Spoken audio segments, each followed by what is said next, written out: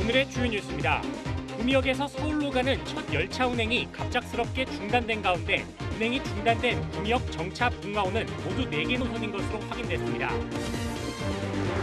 이철우 경북도지사가 민생과 경제를 올해 도정의 최우선 순위에 두기로 하고 도정 역량을 집중하겠다고 밝혔습니다. 지구온난화로 경북 중부권에서도 아열대 작물 재배가 늘고 있습니다. 칠곡군에서도 올해부터 감귤과 바나나 등 아열대 작물 재배를 시작하고 지원 방안을 모색 중입니다.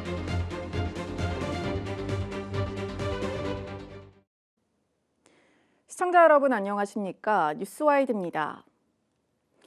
구미역의 첫 열차 운행이 갑작스럽게 중단됐다는 소식, HCN 단독 보도로 전해드렸었는데요. 그런데 이게 전부가 아니었습니다.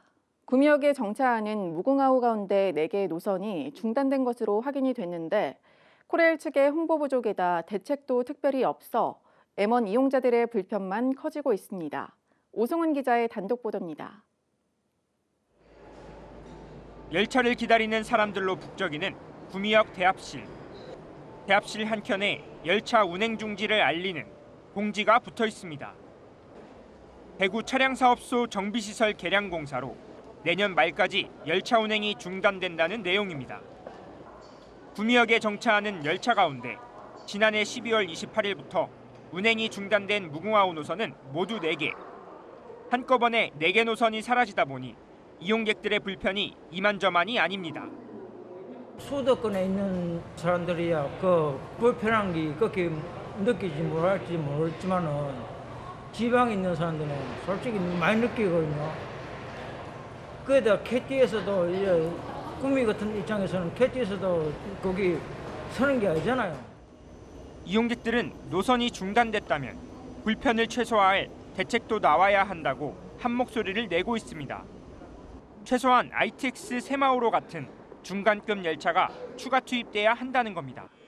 만약에 무궁화를 자꾸 이제 없애는 추세로 간다면 그게 아니더라도 ITX도 있고 새마을호도 있고 아니면 KTX도 있고 그거를 구미를 경유할 수 있게 해주는 게 참 방법이 맞는 것 같아요. 왜냐하면 그 편들은 횟수가 참 많아요.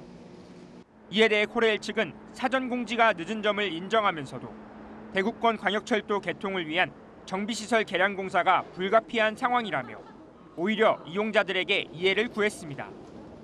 대체 열차 투입에 대해선 공사 기간 중 대구역의 열차 운영 능력이 크게 축소되는 만큼 공사가 모두 끝난 이후에나 검토할 사항이라고 밝혀 현재로선 대안이 없음을 시사했습니다. 결국 홍보 등 사전 준비 부족으로 M1 이용자들만 불편이 가중된 상황.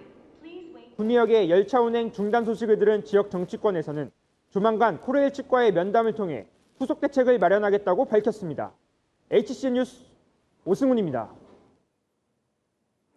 이어서 코로나19 소식입니다. 4일 0시 기준 경북에서는 62명의 코로나19 신규 확진자가 나왔습니다.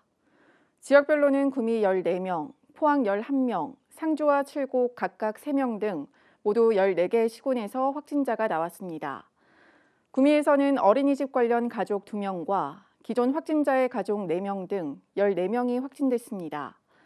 이 밖에 상주와 칠곡 등에서는 확진자 대부분이 기존 확진자의 가족과 지인 등으로 파악됐습니다. 지난해 코로나19 악재 속에서도 경북은 미래 성장과 새 도약을 위한 기반을 잘 다졌다는 평가를 받았습니다. 새해에는 이를 바탕으로 민생 안정과 경제 회복에 도정 역량을 집중하겠다는 계획을 세웠습니다. 정필문 기자의 보도입니다. 새해 경북도의 핵심 과제는 역시 코로나로 침체된 민생과 경제 회복입니다. 이철우 지사는 민생과 경제를 도정의 최우선 순위에 두기로 하고 2마리 토끼를 잡겠다는 각오를 밝혔습니다. 재정의 70%를 상반기에 조기 집행하는 등 민생 경제 회복에 역량을 집중하고 특히 소상공인과 골목 상권을 살리는 데 공격적인 투자를 예고했습니다. 전통시장 디지털화, 메타버스 골목 상권과 같은 신규 전략 과제들도 과감하게 시행하여 민생 현장에 활력을 불어넣겠습니다.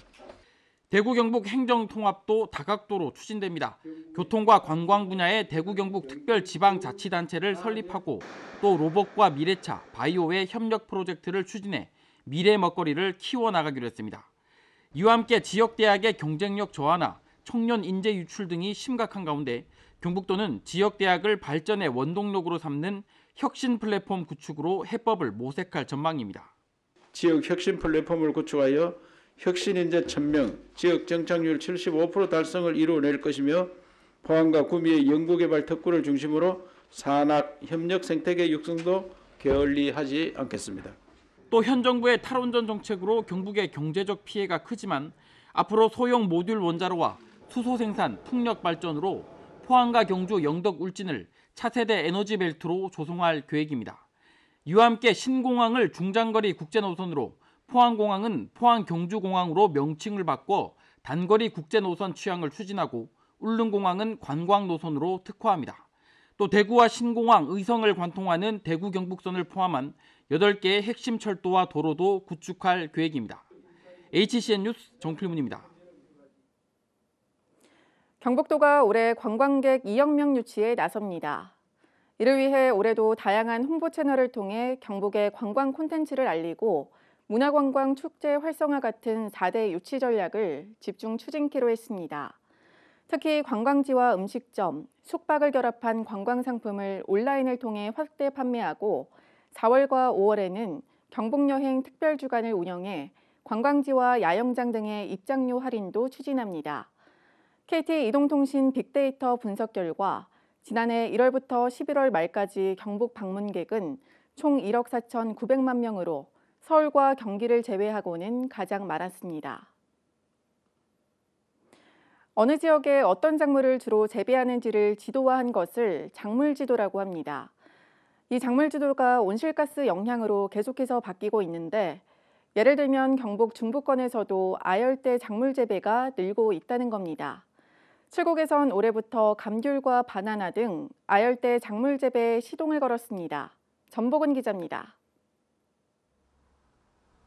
우리나라에서도 바나나와 커피 등 아열대 작물 재배가 이뤄진 지 10년이 넘었습니다. 평균 기온이 상대적으로 높은 경남과 전남을 시작으로 이제는 강원도까지 범위가 확대됐습니다. 경북 중부권도 아열대 작물 재배가 낯설지 않습니다. 칠곡군에선 9개 농가가 감귤 등 만감류를 키우고 있는데 전체 면적은 축구장 3개가 넘습니다. 기후변화에 따라 농민들도 아열대 작물에 대한 관심이 늘어나고 있습니다. 또 칠곡은 제주도보다 기후적으로 유리한 면이 있기 때문에 아열대 작물이 늘어날 것으로 예상됩니다. 아열대 작물 재배의 관건은 기후 조건이 받쳐 준위하는 겁니다. 보통 연중 8개월 이상 월 평균 기온이 10도를 넘으면 아열대 기후대라고 하는데 칠곡의 경우 지난해 3월 중순부터 11월 초까지 월 평균 기온이 10도를 넘었습니다. 일조 시간도 길고 강수량도 적어 아열대 작물 재배지로 손색이 없다는 얘기입니다. 이 작물을 제대로 육성할 경우 상대적으로 높은 소득이 보장되는 만큼 당국도 지원 방안을 모색하고 있습니다. 올해부터 3년 동안 예산 9억 원을 투입을 해서 농가 시설 지원을 할 계획입니다. 그와 더불어 농가가 안정적으로 재배할 수 있도록 교육 및 생산자 단지 연구회를 조직해서 기후변화로 생육 환경이 바뀌고 수익성이 좋은 아열대 작물에 관한 관심이 높아지면서 전략적인 육성 대책을 고민해볼 필요가 있습니다. HCN 뉴스 전보근입니다.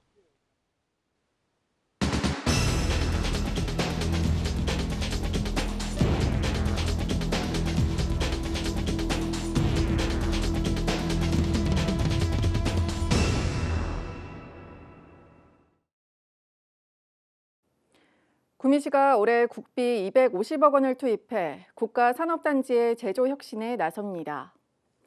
구미시는 신성장 동력을 발굴해 오는 2025년까지 구미 국가산단의 가동률을 90%까지 끌어올린다는 계획입니다.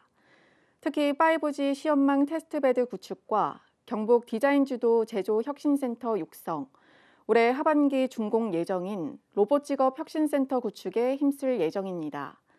이 외에도 구미시는 올해 공모 예정인 방산혁신클러스터 사업 유치를 통해 신성장 산업을 육성해 나가겠다고 밝혔습니다.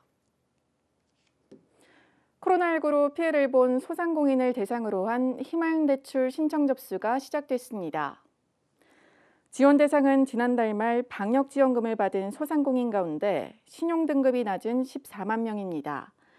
연 1%대 금리로 1인당 최대 1,000만 원까지 빌릴 수 있으며 소상공인 정책자금 홈페이지에서 신청할 수 있습니다. 김천시가 지역 중소기업의 자금난 해소를 위해 561억 원 규모의 중소기업 운전자금을 지원합니다. 이는 지난해보다 11억 원 늘어난 것으로 역대 최대 규모입니다. 지원 대상은 김천에 사업장을 둔 제조, 건설 등의 중소기업으로 매출 규모에 따라 업체당 최대 3억 원을 지원합니다. 신청은 오는 10월 10일에서 24일까지며 중소기업 육성자금 지원 시스템을 통한 온라인 접수 또는 시청 투자 유치과로 방문 접수하면 됩니다. 코로나19 재확산으로 운영이 중단됐던 김천 지역 경로당 522곳이 자율 개방됩니다. 김천시는 자율 개방에 따라 코로나19 백신 3차 접종 뒤 2주가 지난 시민이면 누구나 경로당에 입장할 수 있다고 밝혔습니다. 다만 경로당 내 식사와 프로그램은 당분간 제한되고 방역수칙을 위반할 경우 과태료 처분을 받습니다. 제45대 김천 소방서장에 전우연 서장이 취임했습니다. 전 신임 서장은 김천 출신으로 1991년 소방장으로 임용돼 구미 소방서장과 의성 소방서장 등을 역임했습니다. 전 서장은 시민들에게 최상의 소방 서비스를 제공할 수 있도록 최선을 다하겠다고 취임 소감을 밝혔습니다. 상주시의 특산물인 곶감과 배가 새해 첫 베트남 수출길에 올랐습니다. 수출 물량은 곶감 9.6톤에 1억 4천만 원, 배는 32톤에 1억 원 상당입니다. 수출된 상주 곶감과 배는 베트남 현지 한인마트에서 판매될 예정입니다. 고령 지역 사랑의 온도탑이 100도 목표로 조기 달성했습니다. 고령군은 캠페인을 시작한 지 30일 만에 모금 목표액 4억 500만 원이 넘는 4억 5천만 원이 모였다고 밝혔습니다. 이번 목표 달성은 지난해보다 18일 앞선 것으로 주식회사 인터캠 코리아가 가장 많은 1억 원을 기부했습니다. 희망 2021 나눔 캠페인은 오는 31일까지 이어집니다. 이상으로 HCN 세로넷 방송 뉴스와이드를 마칩니다. 시청해주신 여러분 고맙습니다.